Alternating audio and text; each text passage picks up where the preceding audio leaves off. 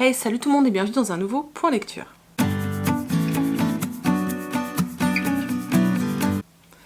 Aujourd'hui dans ce point lecture, j'ai pas mal de romans à vous présenter. Ils ont pas tous été très bons, il y a eu beaucoup de vraiment très moyens. Il y a rien eu de mauvais, enfin si, il y en a un que j'ai pas aimé, mais il y a rien de mauvais, c'est surtout du très moyen. Je suis désolée, j'ai Kitsune qui est là, vous le voyez pas, mais il me lâche pas, et je ne sais pas ce qu'il a. Voilà. Donc, voilà, il y a une très très bonne lecture, vraiment, que j'ai adoré. Mais vu l'autrice, ça ne m'étonne pas. Et les autres, ça reste très moyen. Oui, je caresse le chat. Hein. Ah non, vous voyez pas. Je croyais que vous voyiez un bout du chat, mais non. Juste avant de commencer le point lecture et vraiment de parler de bouquins, je vais juste faire une petite aparté. Vous êtes quelques-unes à m'avoir envoyé des mails en me disant que vous ne voyez jamais en fait les nouveautés sur la boutique parce que vous n'aviez pas Instagram, ce que je peux tout à fait comprendre. Du coup je me suis dit que de temps en temps, vraiment de temps en temps, parce que j'ai pas envie que ce soit partout sur la chaîne, mais de temps en temps, je vous montrerai les nouveautés qui arrivent. Là, l'avantage c'est que je tourne le jour où je vais mettre la vidéo en ligne et où je vais mettre des nouvelles choses en ligne aussi sur la boutique, donc je me suis dit que c'était le moment parfait pour le faire. Et d'ailleurs, le début octobre arrive un très très gros truc sur la boutique. Je vous en parlerai, je ferai une vidéo parce que c'est un projet qui me tient vachement à cœur. Bref, je vous montre juste 3 secondes. Si ça vous intéresse pas, vous pouvez passer et aller directement au livre. Mais pour celles qui m'avaient demandé, je vous montre vite fait. Donc déjà, vous pouvez retrouver actuellement sur la boutique cette housse de coussin, donc qui est une housse de coussin fume sec. Donc le phénix de Dumbledore, hein, voilà, donc la housse est vendue bien sûr sans le coussin. Bon, moi elle est pleine de poils, hein, j'ai des chats, et du coup derrière c'est comme ça, voilà, tout simplement. Moi c'est mon coussin de lecture, si vous voulez tout savoir.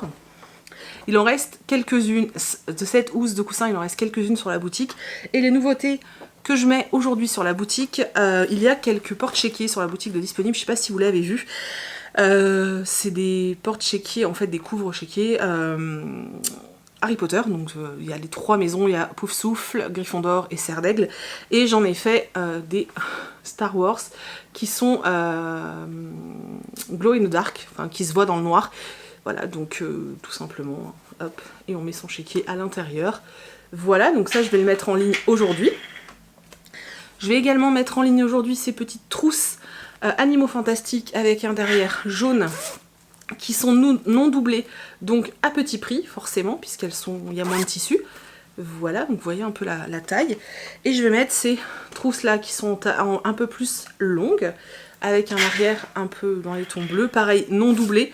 Je sais, voilà, de façon à ce que ça revienne moins cher. Et surtout, là où je voulais vous tenir au courant, c'était parce que je vais mettre enfin ce fameux tote bag dont je vous avais beaucoup parlé sur les réseaux. Donc celui-ci, donc qui est un tote bag Harry Potter, je le trouve, vraiment j'en suis fan, donc celui-là c'est le mien. Voilà, avec un dos noir et il est doublé en noir, il fait 35 sur un peu plus de 30, avec des lanières qui font 35. Voilà, alors je vous le dis, j'ai essayé de regarder s'il restait du tissu en vente et il n'y en a plus. Donc en fait, normalement ce seront les seuls. J'ai écrit au site pour savoir s'ils allaient en remettre, mais j'ai pas de réponse. Donc voilà, ils seront en ligne aujourd'hui. Je vous mets le lien en barre d'infos de la boutique. Je pense qu'ils seront en ligne en fin de journée, genre vers 18 h. Voilà, et pour tous ceux qui me suivent dans les vlogs, dans la barre d'infos du vlog que j'ai mis en ligne dans la semaine, il y a un code promo. Donc voilà, qui sera aussi valable sur ces produits-là du coup. Voilà, bref, la grande aparté est terminée. Je suis désolée pour ceux que pour tous ceux que ça n'intéressait pas. Vous avez switché. Du coup, maintenant, je vais vous parler des 6 romans dont je voulais vous parler. Et il n'y a dans ces 6 romans qu'une seule nouveauté. Une seule. Les prochaines nouveautés, vous les verrez, je pense, dans le prochain point lecture. Donc le premier roman dont je vais vous parler, c'est le seul du point lecture que j'ai pas vraiment aimé, en fait. Donc il s'agit de Kaléidoscope de Marie Caillé aux éditions Castlemore. J'aimais vraiment beaucoup l'idée de base de l'histoire, j'aime bien la plume de Marie Caillé, enfin voilà, tout était réuni pour que ça me plaise. En plus c'est de la jeunesse, avec un petit côté fantastique, enfin voilà, jackpot quoi. Et en fait, j'ai pas du tout adhéré en fait à l'univers créé. On va suivre une jeune fille qui s'appelle Naomi, qui déménage avec sa famille, et qui intègre en fait un nouvel établissement. Et ça va pas vraiment bien se passer, hein. Clairement ça va pas... Qu'est-ce que tu fais là? Je vais jamais réussir à filmer ce point de lecture. Donc je disais, Naomi emménage dans une nouvelle ville, donc ce qui veut dire nouvelle maison, nouvel établissement, je n'arrive pas à parler. Va falloir qu'elle se fasse de nouveaux amis, sauf qu'elle est assez timide et réservée, elle parle très très peu, et du coup elle sait que ça va être difficile. C'est d'autant plus difficile qu'elle va avoir vraiment une intégration compliquée, hein. Pendant les vacances scolaires, elle va en parler à sa grand-mère qui va lui confier un kaléidoscope. Donc je pense que vous savez tous ce que c'est, hein. C'est un tube dans lequel on regarde et normalement comment dire, ça divise, c'est comme si vous regardiez dans un diamant en gros quoi. Je fais un gros raccourci. Hein. Ce kaléidoscope va lui ouvrir tout un nouvel univers. Voilà. Je vais pas aller au-delà parce que je risquerais de vous spoiler, c'est pas intéressant. J'ai bien aimé en fait au départ tout le côté justement de l'intégration de cette préado qui essaye de se dépatouiller comme elle peut, qui essaye de gérer la séparation de ses parents, le fait de vivre avec le nouveau conjoint de sa mère, donc son nouveau beau-père, de se retrouver comme ça à pas réussir à se faire des amis. Enfin là, j'aimais bien ce côté-là parce que c'est vraiment, bah voilà, c'est le genre de thème que j'aime bien voir traité dans les romans jeunesse. Et malheureusement, quand on est arrivé à ce moment où ça vient un peu plus dans le fantastique, bah ça m'a pas embarqué en fait, ça m'a pas du tout embarqué, ce qui est très rare, j'arrivais pas du tout à me projeter et ça m'a pas emballé en fait. J'arrivais même pas à vous expliquer plus que ça, j'arrivais pas, j'ai pas réussi à entrer dans cet univers et du coup voilà, j'étais tellement à l'extérieur de l'histoire que finalement je l'ai lu comme ça quoi et voilà. Mais j'ai vu qu'il avait plutôt plu donc je pense qu'il faut pas forcément se fier juste à mon ressenti, je l'ai peut-être pas lu au bon moment, j'en sais rien. En tout cas, voilà, moi ça l'a pas... Voilà, c'est pas mauvais, mais moi, voilà, ça l'a pas trop fait, quoi. Je vais maintenant vous parler de Blood Sisters de Jane Corey aux éditions Pygmalion. Ce livre me faisait super envie, je l'ai acheté sur un coup de tête pendant que je traînais en librairie, ce qui m'arrive rarement, surtout pour des livres à 22 balles, hein. C'est très rare que je craque comme ça, mais là je sais pas, j'avais super envie et j'ai complètement craqué. Donc dans cette histoire on va suivre principalement deux femmes, donc la première c'est Kitty il me semble, oui c'est ça, Kitty, qui en fait a eu un traumatisme crânien, pardon. Elle vit dans un établissement en fait où il y a que des personnes qui ont des problèmes comme elle. Et en fait, elle ne peut plus s'exprimer. Hein. En fait, ce que toi t'entends, c'est des espèces de grognements, des trucs bizarres, même si elle a l'impression de te parler. Donc nous, on est quand même dans la tête de Kitty. C'est assez compliqué, hein, parce que du coup, elle a du mal à s'exprimer alors qu'elle pense les choses. Elle a quand même des trous de mémoire, il y a des moments où elle sait pas trop, voilà, elle sait pas pourquoi elle est là, elle sait c'est quelque chose, mais elle ne sait pas quoi. Donc nous on va la suivre dans sa vie entre guillemets au quotidien dans cet institut avec tout ce qui se passe en fait, hein, voilà, cet enfermement qu'elle a aussi dans son propre corps, de pas savoir pourquoi elle est là, qu'est-ce qui s'est passé, qui sont ces gens, enfin voilà, c'est assez particulier. Et à côté de ça on suit Allison qui est une femme à peu près du même âge que Kitty, enfin, même zone d'âge on va dire, qui a tendance à vivre assez recluse sur elle-même et chez elle. On a l'impression qu'elle fuit quelqu'un, elle se cache pas mal quand même. Elle travaille dans une assoce, il me semble, quelque chose comme ça, où elle donne des cours, en fait, elle apprend aux gens à faire de la... Je trouve plus le mot, c'est terrible, à faire du vitrail, c'est ça, ouais, à travailler, enfin à faire des vitraux quoi. Et elle va trouver une annonce pour un poste à plein temps il me semble, et comme elle a une situation assez compliquée niveau financier, elle va sauter sur l'occasion et aller postuler, sauf que ce poste c'est un poste de prof d'art dans une prison. Donc au début elle est pas très chaude, finalement elle va y aller. Et à partir du moment où elle va travailler dans cette prison, il va se passer des choses étranges. Elle va recevoir des lettres bizarres. Elle va, voilà, il va se passer plein de trucs et on va se rendre compte que, voilà, il s'est passé un truc dans son passé et que, les deux histoires, donc celle de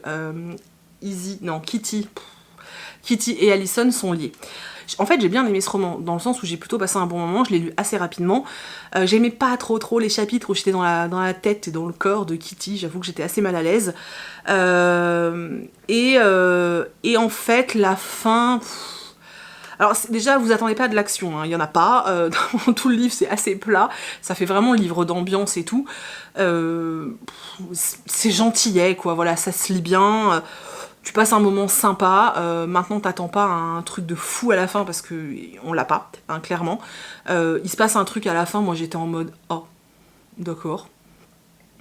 Après, au niveau peut-être Ouais, au niveau peut-être psychologie des personnages, ça peut être intéressant de voir un petit peu l'évolution de Kitty, de voir un petit peu pourquoi Allison est comme elle est.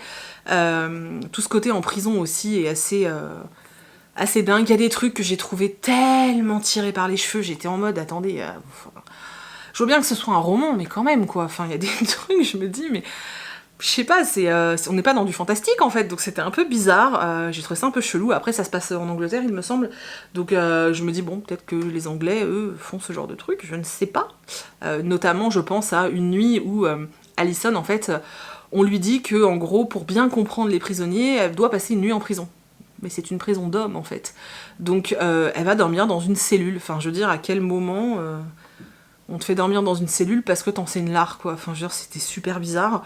Je trouve ça... Enfin, pour moi, c'est hyper tiré par les cheveux, ce genre de choses. Et c'est vrai que ça m'a un peu gênée dans ma lecture. Après, c'est une lecture sympathique. Sincèrement, je sais très bien que dans un mois ou deux, j'aurais totalement oublié ce livre. Voilà. Est-ce que 22 €, ça vaut le coup? Non. Si tu l'as en bibliothèque et que ça te tente, oui. Mais voilà, sincèrement, si t'as 22 €, mets-le dans autre chose. Parce que, bon, voilà. Et puis en plus, je l'ai vu passer, je sais plus sur quelle chaîne, pareil, hein, c'était pas non plus des avis de fou, quoi. Donc voilà. Oui, je sais, hein, j'ai un peu de mal à m'exprimer aujourd'hui, vous m'excuserez, mais il fait toujours 30 degrés chez moi. Et... Ensuite, je vais vous parler d'une petite romance contemporaine, donc Mais sinon tout va bien, de Max Deloy. En fait, c'est même pas une romance, mais je sais pas pourquoi j'ai mis ça. On va dire un... Chiclit, ouais, on va dire que c'est de la chiclite plutôt. Donc c'est aux éditions Harlequin. Donc Max Deloy, c'est Maxime Gilliot qui a écrit des trucs bien hard, bien gore, sur des zombies d'ailleurs, hein, sachez-le. Voilà, c'est tout. Et qui est un correcteur aussi chez Scrinéo, pour toute la biographie de Max Deloy.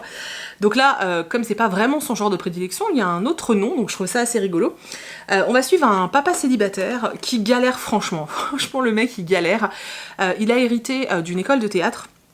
Il vit au-dessus de l'école, hein, tout simplement, et il donne des cours. Sauf que c'est un peu son seul moyen de subsistance parce que il est censé, il est acteur, sauf qu'il trouve pas vraiment il trouve rien en fait. Hein. Il trouve que des pubs, genre nous on le retrouve au tout début du roman, il va poser mais que le corps pour genre un catalogue 3 Suisse pour une marque de slip quoi. Mais il va toucher 400 balles quoi. Enfin voilà, il a vraiment du mal à s'en sortir. En plus, il est beaucoup trop gentil. Il n'arrive pas à réclamer par exemple l'argent de ses élèves. Quand ses élèves lui doivent de l'argent pour les cours, il a du mal à le réclamer. Et à côté de ça, donc il élève seul son fils qui a un syndrome autistique. Alors je sais pas exactement lequel, mais qui a un syndrome autistique qui fait que il a beaucoup de mal hein, socialement. Mais alors c'est un putain de génie quoi, mais vraiment, et le jeune homme qu'on suit, nous, Georges, a beaucoup de mal à suivre son fils parce qu'en fait son fils part dans des trucs pas possibles, donc il fait appel en fait à quelqu'un pour lui donner des cours à la maison, sauf que ça se passe pas forcément bien, puisque le gamin est tellement intelligent qu'il cloue le bec à tous ceux qui viennent lui filer des cours, donc voilà, jusqu'au jour où il y a une espèce de gothique qui vient et qui lui dit écoute, moi j'essaye, pour l'instant tu me payes pas, si ça se passe bien tu me paieras. C'est un peu bizarre la façon dont elle entre dans sa vie. Ensuite, voilà, il va se dépatouiller dans tout ça avec son théâtre, avec son école de théâtre qu'il essaye de faire survivre comme il peut. Il va apprendre des choses sur son passé, etc., etc. C'était sympathique, voilà, je peux rien dire de plus, c'était sympathique. Je m'attendais à bien plus rire en fait, et moi j'ai pas ri, hein, personnellement j'ai pas ri. J'ai trouvé ça très sympa, c'est une très bonne lecture pour te déconnecter en fait. Voilà, pour te déconnecter, c'est une bonne lecture. Le gamin est hyper attachant, moi j'ai beaucoup aimé. En fait, je pense que c'est ce que j'ai préféré dans le roman, c'est le lien entre Georges et son fils qui s'appelle Henrik. Donc voilà, la relation entre Georges et Henri qui est vachement intéressante, ça j'ai bien aimé, mais c'est tout en fait, le reste était juste mignon, c'était sympa, ça se lit bien, je le relirai pas, je le garderai pas dans ma bibliothèque, et voilà, maintenant, tu veux un truc léger à lire au bord de la piscine, ou voilà, franchement ça le fera complètement. En plus, moi j'ai tendance à bien aimer la plume de Max Deloy du coup, mais c'est vrai que je m'attendais à plus d'humour, voilà, alors peut-être que c'est moi, je ne sais pas. En tout cas, je m'attendais à plus d'humour et j'ai pas eu ça, ce qui était fort dommage. Mais sinon, ça restait sympa. Franchement, c'est une lecture sympa. Je crois que ça va être le mot de la vidéo. C'était sympa. Je vais maintenant vous parler de L'Homme Craie de C.J. Tudor aux éditions J'ai lu. Ça faisait très très très longtemps que j'avais envie de lire ce thriller. J'ai aussi très envie de lire le tout nouveau là qui vient de sortir de l'auteur. Bref, alors ça va être très compliqué parce que là, en me posant devant la caméra, je me rends compte que j'ai très peu de souvenirs de ce roman. Vous savez, je sais en fait ce que j'ai ressenti au moment de ma lecture. Je sais que j'ai trouvé ça agréable à lire, que j'étais bien dedans, que ça s'est dévoré. Je l'ai lu en une journée. Franchement, ça s'est dévoré. Mais enfin, voilà, il m'a pas marqué plus que ça, puisque je vous dis, ça va être compliqué de vous faire un vrai résumé, parce qu'en fait, j'ai oublié plein de choses. Alors, on va suivre Eddie à 2 époques différentes, donc on va le suivre en 86, alors qu'il est enfant, et on va le suivre aujourd'hui, maintenant qu'il est adulte. Quand il était enfant, il avait un groupe de potes, et il va se passer certaines choses. Il va y avoir un décès, et il va y avoir tout un mystère autour de l'homme craie. Et plein de choses comme ça, et on se retrouve aujourd'hui où en fait Eddie va être un peu propulsé dans le passé pour savoir ce qui s'est quand même passé à ce moment-là, et voilà, donc on a ces 2 temporalités avec aujourd'hui des choses qui vont se passer, qui vont l'aider à résoudre le mystère de 1986. Voilà, en gros, si je fais un gros résumé, un gros raccourci, c'est ça. C'était plutôt sympathique, je sais que j'ai passé un chouette moment, je l'ai vraiment dévoré. Maintenant, si tu veux un gros thriller, c'est pas du tout vers lequel il faut aller. Je m'attendais à ce que ce soit plus... je sais pas, en fait on n'est pas du tout... Moi je m'attendais vraiment à un thriller avec un gros... avec un gros tueur en série, tu sais, un truc vraiment gore. Et en fait pas du tout. Alors on a plein de réponses, hein. On répond à plein de mystères, etc. Donc c'était assez intéressant parce que du coup, t'as une espèce de suspense comme ça qui tient, et au bout d'un moment, on te donne des réponses, même si certaines réponses sont un peu décevantes. Il y a quelques sujets traités tels que il faut pas se fier aux apparences, parce que en 1986, donc quand ils sont enfants, un nouveau prof arrive, et en fait, d'après ce que je me souviens, il est albinos, et en fait, les gens le voient très très mal en fait, et le fait qu'il sympathise avec les enfants, etc., on va tout de suite le prendre pour un gros pervers. Et voilà, on a quand même ce sujet-là qui est un petit peu traité. On a le côté de la maltraitance, hein, chez l'enfant, mais entre enfants. C'était assez hard d'ailleurs. Il y a eu des scènes, j'étais un peu waouh. Enfin, les gamins vont loin quand même dans le. J'ai pas le mot en français. Dans le harcèlement. Et du coup, voilà, t'as tout ça. Maintenant, ça reste... T'es pas non plus dans un suspense dingue pendant tout le roman. Voilà, c'est ça que je veux dire. La petite histoire avec le bonhomme en craie, c'est tout simplement les enfants qui... quand ils étaient petits, en fait, avaient mis au point un espèce de code secret. Donc en fait, chacun avait sa couleur, et ils dessinaient un bonhomme craie dans le chemin d'un de leurs potes pour leur dire « Ok, on se retrouve au parc ». Donc si tu voyais le bonhomme bleu, ça voulait dire « Peter t'attend au parc ». Si tu vois le bonhomme rouge, c'est, je sais pas, Gabriel t'attend au parc, tu vois, par exemple. Donc ils avaient leur code secret, et ça va pas forcément les aider, hein, on va dire. Voilà. C'était sympathique. Mais la preuve, j'ai oublié pas mal de choses, quoi. On va maintenant passer à la nouveauté qui est sortie. J'ai l'impression de... Quand j'ai parlé, j'ai eu l'impression d'être présentatrice de jeux télévisés, c'était horrible. Qui est sortie, je crois, le 14 août ou quelque chose comme ça. Donc c'est une sortie Pocket Jeunesse, donc il s'agit de Flash. Flashes, donc on va le faire en français, un Flash avec un S, de Tim O'Rourke, donc aux éditions Pocket Jeunesse. C'est un roman que j'ai beaucoup aimé, dans le sens où je trouve que pour du thriller young adulte, c'est vraiment génial. C'est-à-dire qu'en fait, vous avez été plusieurs, depuis le début de l'été où je lis pas mal de thrillers, j'en ai pas mal qui m'ont demandé justement des thrillers young adulte, et en fait, à part Killer Game, qui est plus horrifique, thriller horrifique, enfin voilà, j'avais pas de titre à vous donner, et celui-ci par contre, si vous voulez un thriller young adulte, ça va être parfait. Il y a quand même une petite touche de fantastique, je tiens à vous le dire, mais ça reste vraiment du thriller, hein, avec un flic, avec une enquête, etc., avec des meurtres. On est vraiment sur un thriller, mais traité en version young adulte. Ce que j'ai trouvé super chouette, c'est que malgré le fait que ce soit du young adulte, c'est pas, on prend pas non plus les ados pour des neuneux, quoi. Et c'était plutôt sympa, franchement c'était plutôt sympa. Donc on va suivre une jeune fille qui s'appelle Charlie, qui en fait va assister à l'enterrement de sa meilleure amie. Charlie va très très mal le prendre, outre le fait que ce soit son amie, c'était surtout la seule personne dont elle était proche et la seule personne qui croyait en elle, parce que Charlie a ce qu'elle appelle des flashs. En gros, elle a des visions, elle est projetée entre guillemets dans le corps d'une personne au moment où la personne meurt d'une façon horrible. comme si la personne l'appelait pour lui dire regarde ce qui s'est passé au moment où je suis morte. Et en fait elle a ces flashs depuis très longtemps. Son père ne la croit pas, hein, clairement, elle vit seule avec son père, mais son père ne la croit absolument pas, il pense qu'elle est un petit peu... voilà. Et en fait, sa meilleure amie était la seule à la croire, donc quand elle la perd, c'est d'autant plus douloureux.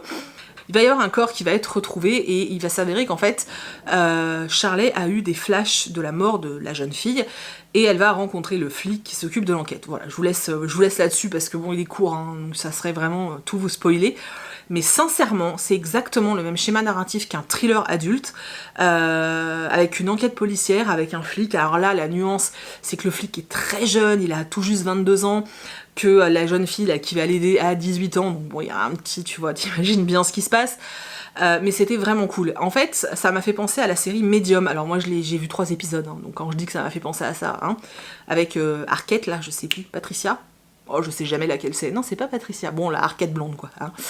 Ça m'a fait penser un petit peu à ça, finalement, parce que Charley va être amenée à aider la police parce qu'elle a une capacité de médium, quoi.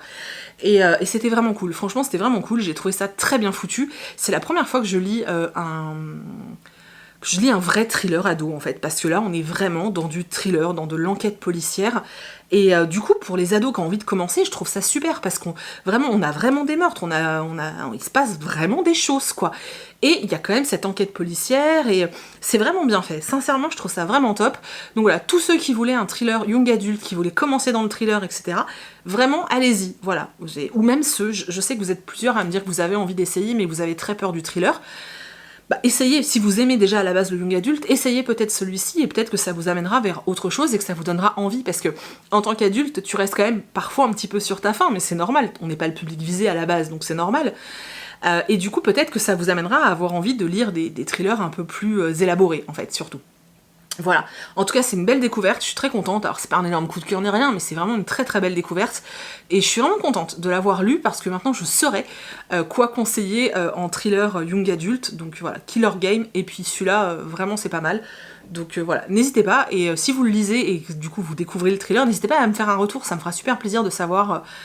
ce que vous en avez pensé, et si ça vous a plu, en fait, tout simplement. Voilà. Par contre, n'oubliez pas, il y a un côté fantastique, puisque la gamine est médium, hein, donc voilà. Je vais maintenant vous parler de la meilleure lecture de Sport Lecture, qui est un livre extraordinaire que j'ai juste adoré. Mais quand vous allez voir le nom de l'autrice et la maison d'édition, voilà. Donc, il s'agit de Celle qui voulait conduire le tram, de Catherine Cuenca aux éditions Talent Haut. Alors là, vous êtes en train de vous dire, attends, elle nous a dit quand on allait voir le nom de l'autrice.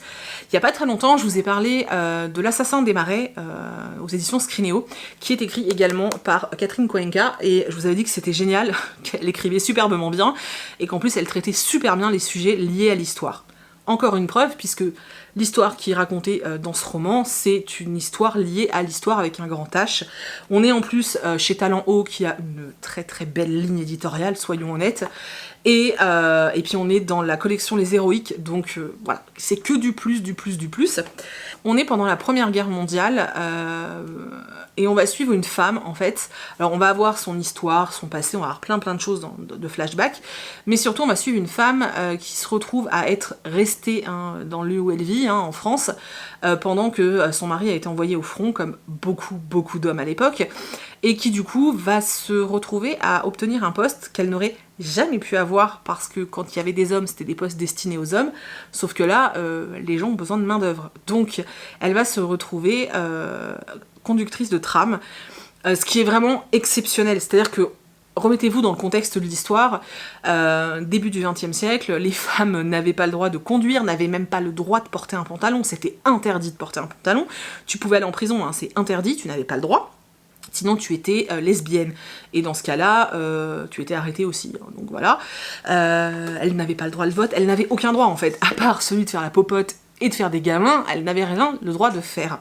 Donc voilà, elle travaillait, par contre, elle avait le droit de travailler, donc elle pouvait travailler à l'usine. Pour le même boulot, forcément, elle touchait 2 fois, voire 3 fois moins que leur mari, mais il fallait déjà qu'elle s'estime heureuse d'avoir un boulot.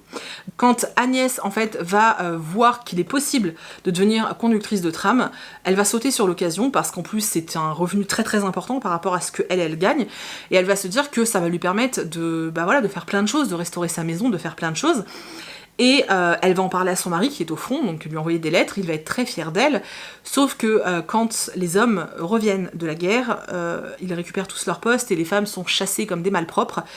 Et on arrive aussi à un moment de l'histoire où la cause féministe et où le féminisme en fait commence à prendre vraiment de l'ampleur et de l'essor, et où les femmes commencent à avoir envie qu'on les entende, envie d'être écoutées, envie d'avoir une voix tout simplement, et Agnès va être embarquée là-dedans aussi.